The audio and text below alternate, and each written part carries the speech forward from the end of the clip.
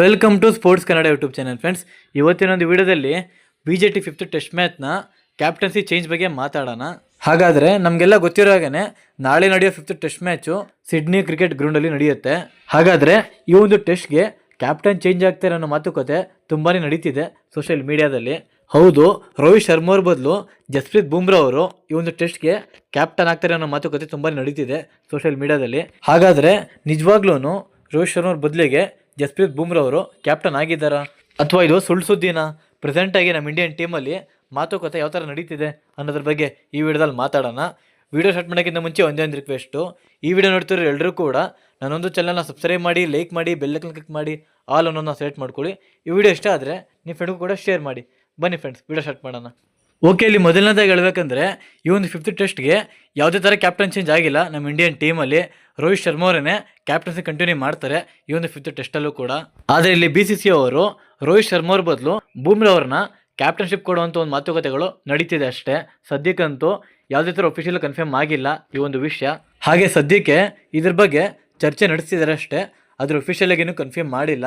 ಇನ್ನು ನಾಳೆ ಬೆಳಗ್ಗೆ ಗೊತ್ತಾಗುತ್ತೆ ನಮಗೆ ಒಫಿಷಿಯಲ್ ಆಗಿ ಏನಾಗಿದೆ ಅಂತ. ಹಾಗೆ ಇಂಡಿಯನ್ ಟೀಮಲ್ಲಿ ಈ ಒಂದು ಫಿಫ್ತ್ ಟೆಸ್ಟ್ಗೆ ಕ್ಯಾಪ್ಟನ್ ಚೇಂಜ್ ಆದರೂ ಕೂಡ ಯಾವುದೇ ಥರ ಆಶ್ಚರ್ಯ ಆಗಲ್ಲ.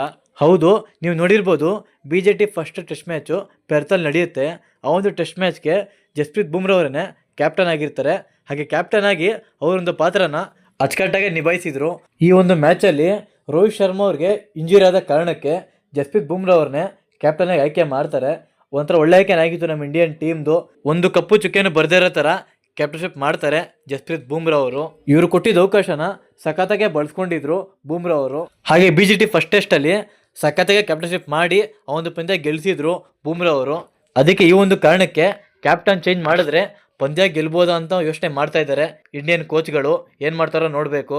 ಮತ್ತು ಇದ್ರ ಬಗ್ಗೆ ನನ್ನ ಅನಿಸಿಕೆ ಏನಪ್ಪ ಅಂದರೆ ಈ ಒಂದು ಟೆಸ್ಟ್ ಮ್ಯಾಚ್ಗೆ ಕ್ಯಾಪ್ಟನ್ ಚೇಂಜ್ ಮಾಡೋದೇ ಒಂದು ಒಳ್ಳೆ ನಿರ್ಧಾರ.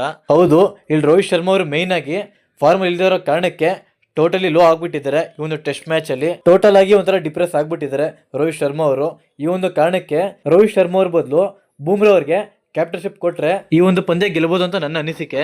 ಮತ್ತು ಇದ್ರ ಬಗ್ಗೆ ನಿಮ್ಗೆ ಅನಿಸುತ್ತೆ ಅದನ್ನ ಕಮೆಂಟ್ ಬಾಕ್ಸ್ ಮುಖಾಂತರ ತಿಳಿಸಿ. ಇಬ್ಬರಲ್ಲಿ ಯಾರು ಕ್ಯಾಪ್ಟನ್ ಆದರೆ ಚೆನ್ನಾಗಿರುತ್ತೆ ಅಂತ. ಓಕೆ, ಇಷ್ಟು ಹೇಳ್ತಾ ನಾನು ವಿಡಿಯೋ ಮುಗಿಸ್ತಾ ಇದ್ದೀನಿ. ಮುಂದಿನ ವಿಡಿಯೋದಲ್ಲಿ ಸಿಗೋವರೆಗೂ ಬಾಯ್.